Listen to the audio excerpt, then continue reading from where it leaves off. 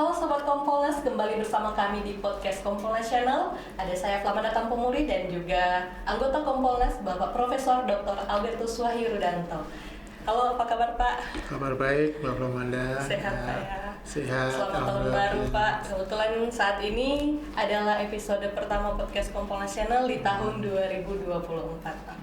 Nah, kalau Sobat Kompolnas, saat ini kita akan berbincang-bincang sedikit dengan Prof. Wahyu karena beliau ini kemarin baru mendapatkan penghargaan sebagai tokoh inspiratif di Jawa Tengah. Nah, ini ada bukunya di sini. Jadi beliau masuk ke dalam dikategorikan sebagai tokoh inspiratif, salah satu tokoh inspiratif dari 40 orang dari berbagai profesi. Mungkin kita langsung tanya ke beliau nih. Benar ya Pak, masuk diberi penghargaan ya Pak? Ya, syukur alhamdulillah, puji Tuhan. Apresiasi dari teman-teman wartawan di Jawa Tengah ya. Bagaimana Pak perasaan Bapak ketika menerima penghargaan tersebut Pak? Senang tentu saja, tetapi ini menjadi tantangan. Artinya apa yang saya lakukan mendapat apresiasi, tapi juga sekarang diuji saya serius atau tidak dengan profesi yang mendapat penghargaan ini ya. Luar biasa loh Pak, dari sekian banyak penduduk di Jawa Tengah, Bapak masuk dalam salah satu yang diberi penghargaan sebagai figur yang menginspirasi. Nah, ini yang penyelenggaranya siapa Pak? Dari pemerintah? Itu teman-teman wartawan dari Jawa Tengah, terutama dari teman-teman dari Harian Suara Merdeka, kemudian tentu jurinya melibatkan pihak lain ya. Nah, tapi kemarin ketika penghargaan, karena acara resmi penghargaan dilakukan di kantor gubernur di Gedung Gradika Bakti Praja, langsung oleh Bapak Sekwilda yang memberikan ya. Sebelumnya ada bocoran Pak akan menerima penghargaan atau gimana Pak ceritanya? Saya hanya 1 bulan sebelumnya dihubungi, kemudian menjadi nominasi, lalu diwawancara, karena untuk menjadi buku kan harus ada wawancara. Di wawancara itu hanya saya tidak tahu siapa sih sebetulnya 40 orang itu, baru tahu ya setelah kira-kira undangan datang 1 minggu sebelumnya. Oh, nama-nama ternyata orang hebat-hebat semua, jadi saya nggak ada apa-apanya di situ sebetulnya ya. Berarti tidak apa-apa, cuma kalau kita yang melihat luar biasa Pak ya. Ada siapa aja Pak kira-kira? Di situ banyak tokoh, terutama ya ada Kiai Haji Lutfi, kemudian ada Kiai Haji Miswa Bisri dari tokoh agama, ada rohaniwan Katolik Romo Aloysius Budi Purnomo, ada juga Bu Menteri Keuangan, karena kebetulan juga orang Semarang, lalu Kapolda Jawa Tengah.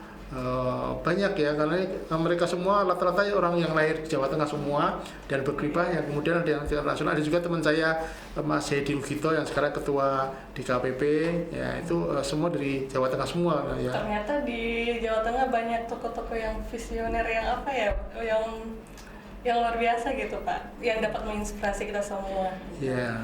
Nah, mungkin ada harapan Bapak ketika menerima penghargaan ini, harapan apa ya gitu untuk generasi-generasi muda agar bisa mengikuti? Ya memang panitia ketika menyeleksi ada beberapa profesi ya, ada rohaniwan, ada akademisi, ada tokoh olahraga, ada juga tokoh bisnis ya, macam-macam. Nah, tentu karena kita disebut sebagai tokoh inspiratif, yang kita lakukan itu diharapkan menginspirasi teman-teman untuk bisa berkreasi. Ketika acara kemarin yang memberikan sambutan pada wakil penerima adalah Kiai Haji Miswa Bisri, Gusmus menekankan ini memang salah satu bentuk dharma bakti kita kepada negeri. Artinya beliau menyampaikan kalau kita lihat sekarang di tahun politik itu kan ramai sekali persaingan, terutama di media sosial. Tapi ternyata orang Jawa Tengah ini masih mau bekerja untuk negerinya dengan potensinya masing-masing, yang jalur pendidikan dengan akademisi, yang jalur bisnis, ada yang jalur birokrat, dan semuanya mampu memberikan walaupun sekecil apapun tetapi bisa menjadi inspirasi untuk banyak orang, terutama di Jawa Tengah. Di Jawa Tengah ini kan bukan pusat, bukan Jakarta, tetapi banyak yang bisa kemudian menjadi dalam tanda petik orang yang bisa tampil secara nasional, dan itu tentu menjadi kebanggaan orang Jawa Tengah ya, sehingga buku ini dimaksudkan agar bisa memberikan inspirasi itu ya. Siap. Dan terakhir Pak, kan saya juga sempat membaca sedikit isi UPIN tentang Prof Wahyu nih, dari mahasiswa sudah rajin menulis dan tulisannya juga sering dimuat dalam koran atau majalah. Kemudian lanjut sebagai dosen, pernah juga menjadi reporter. Nah, kira-kira apa pesan Bapak untuk kita semua gitu, Pak? Jadi ada tantangan yang Bapak lalui dan itu bisa menjadi pembelajaran buat kita untuk tetap harus maju sampai akhirnya bisa sukses seperti Bapak. Jadi saya memang di dalam ketika dimintai masukan wawancara, saya sampaikan ini pengalaman saya. Karir saya ini kan diawali dari aktif mahasiswa, kemudian sempat kerja jadi wartawan, lalu jadi dosen, sampai akhirnya jadi guru besar. Saya waktu jadi wartawan itu punya punya pendidikan yang betul ditekankan oleh senior saya, militansi terhadap profesi. Kalau kita punya profesi, kita harus militan. Karena kalau kita militan, kita akan sungguh-sungguh, kita punya dedikasi, kita punya integritas. Nah, kemudian saya memang sejak SMP suka menulis dan waktu itu dapat honor karena kalau kita menulis kan ya nggak banyak tapi cukup untuk uang saku dan kita bisa berkreasi. Itu juga saya diajari senior saya, misalkan saya menulis resensi buku, saya beli 1 buku, kemudian saya resensi, honornya itu bisa beli 10 buku. Jadi sebetulnya lalu waktu itu belum ada CD, kita pakai kaset ya, ada kaset pakai pita itu, saya beli itu, kemudian saya resensi, beli 1 kaset, kita resensi, nanti honornya bisa beli itu 20 kaset, sehingga sampai macam-macam, dan itu ya di samping bisa untuk jajan dikit-dikit lah. Nah itu terus sampai saya jadi aktif mahasiswa, jadi wartawan, saya jadi banyak teman, banyak kolega, banyak relasi, jadi network itu. Kemudian bekal saya nulis dan baca buku itu sekarang bermanfaat ketika saya jadi dosen, karena saya kan dipacu tiap hari harus baca, harus punya referensi lengkap, dan waktu jadi wartawan tuntutan itu semakin kuat. Ketika saya mau menulis, saya harus tahu masalahnya, tahu konteksnya, kemudian mencari referensi. Waktu itu belum ada Google, jadi harus kita rajin ke perpustakaan, ada masalah apa, kita buka buku, kita buka apa. Sekarang kan lebih mudah kan, dan itu menjadikan terutama yang profesi wartawan yang senior jadi militan, karena ketika akan mengerjakan sesuatu, kita harus berpikir bahwa karya kita itu akan dibaca oleh banyak orang, oleh publik, sehingga kita harus sebisa mungkin, sebaik mungkin harus bisa disajikan dengan sesempurna yang bisa kita lakukan, gitu ya.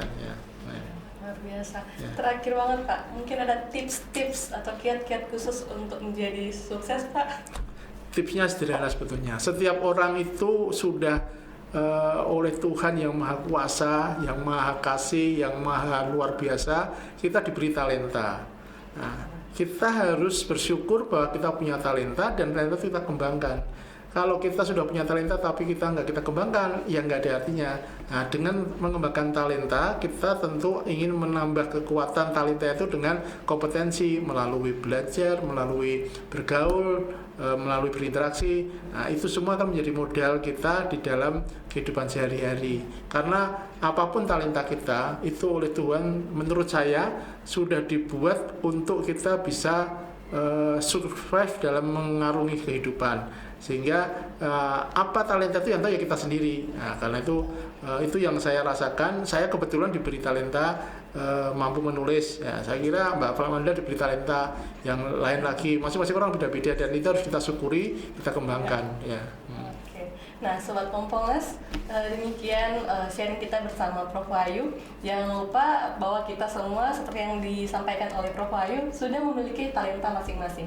Dan belajar dari Prof Wahyu, sehingga menjadi sukses, kita harus terus belajar mengembangkan talenta yang ada. Dan juga jangan melupakan Sang Pencipta. Sekian dari saya, Flamanda Tampumuri dan Profesor Wahyu Rudanto. Kami mohon undur diri dan jangan lupa terus update podcast Kompolnas Channel.